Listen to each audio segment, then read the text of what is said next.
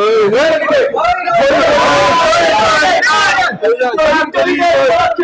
are victory Bangladesh.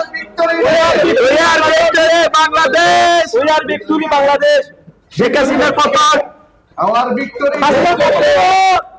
Hey hey lay lay. Hey hey lay lay. Hey hey lay lay. Hey hey lay lay. Hey hey lay lay. Sheikh Hasina hey hey lay lay. একটু নেন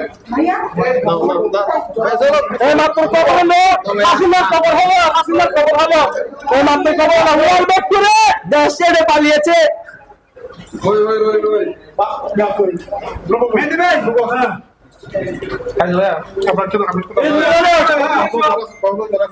এই আফসার কিন্তু না আরে বাবা এই কষ্ট করে দেয়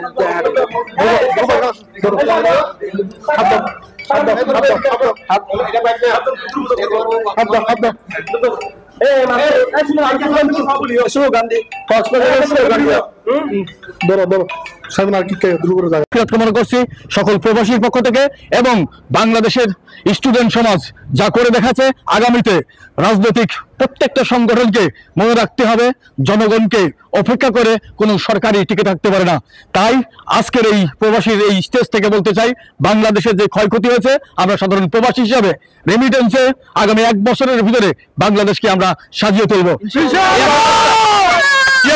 সমাজ বাংলাদেশ ওই দেশ বাংলাদেশ জিন্দাবাদ বাংলাদেশ জিন্দাবাদ বাংলাদেশ জিন্দাবাদ বাংলাদেশ জিন্দাবাদ বাংলাদেশ জিন্দাবাদ ওকে আবার একটু বাংলাদেশ জিন্দাবাদ ওকে হ্যাঁ বাংলাদেশ জিন্দাবাদ দিতে হ্যালো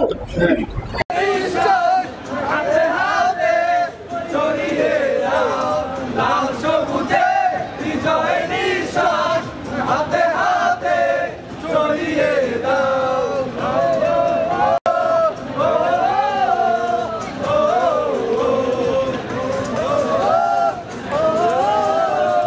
আসসালামু আলাইকুম।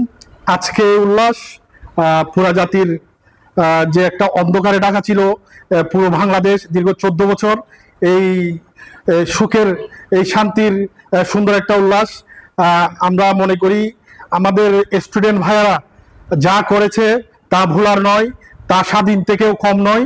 বাংলাদেশ আবার স্বাধীন হয়েছে, বাংলাদেশ আবার কলঙ্কমুক্ত হয়েছে।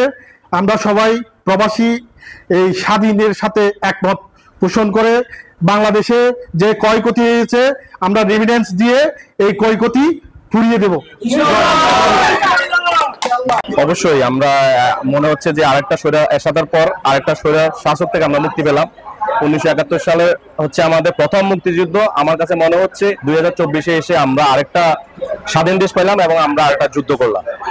এখন ছাত্রদের আমাদের যে তারুণ্য প্রজন্ম তারা দেখিয়ে দিল আসলে আমরা কোনো কিছুতে ভয় পাই না, আমরা বুলেটকে ভয় পাই না, আমরা স্বাধীনতা চাই, আমরা দুর্নীতি চাই না দেশের, আমরা ভালো একটা সরকার গঠন করতে চাই।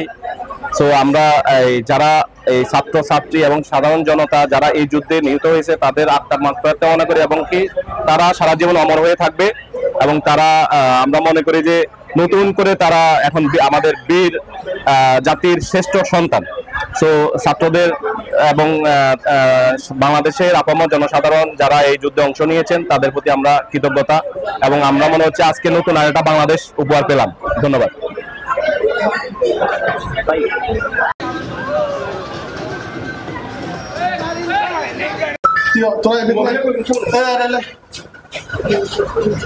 এটা ক্লিয়ার আছে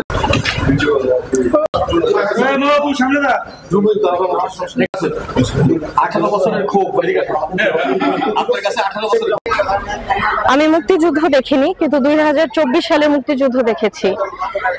এই মুক্তিযুদ্ধে যারা প্রাণ হারিয়েছে তাদের প্রতি আমার বিনম্র শ্রদ্ধা এবং আবু সাইদ এবং মুগ্ধ তোমাদের কথা যখন মনে হয় আমি আমার চোখের অশ্রু ধরে রাখতে পারি না।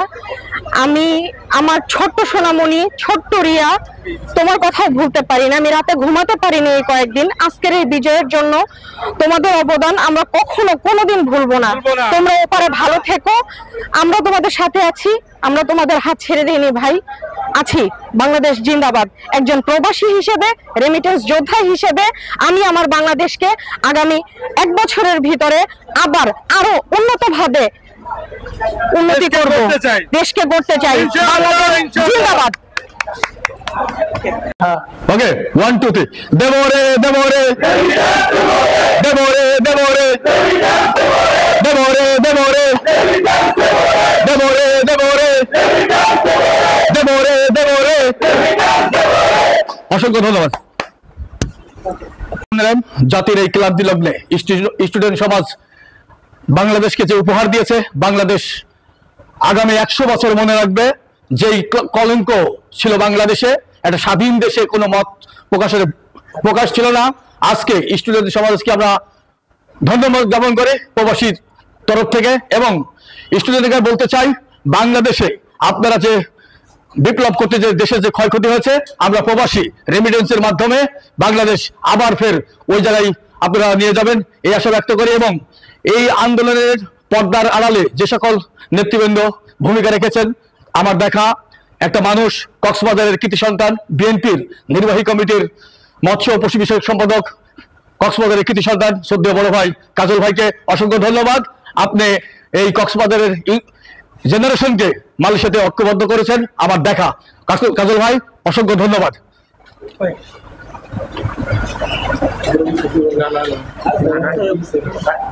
বাংলাদেশের এই বিজয়ে মিষ্টি বিতরণ চলছে, ছাত্রদের পাশে আমরা আছি। আমাদের শ্রদ্ধেয় বড় ভাই সেলিম ভাই অসংখ্য ধন্যবাদ বিহাইন্ড থেকে দলের সাপোর্ট করার জন্য।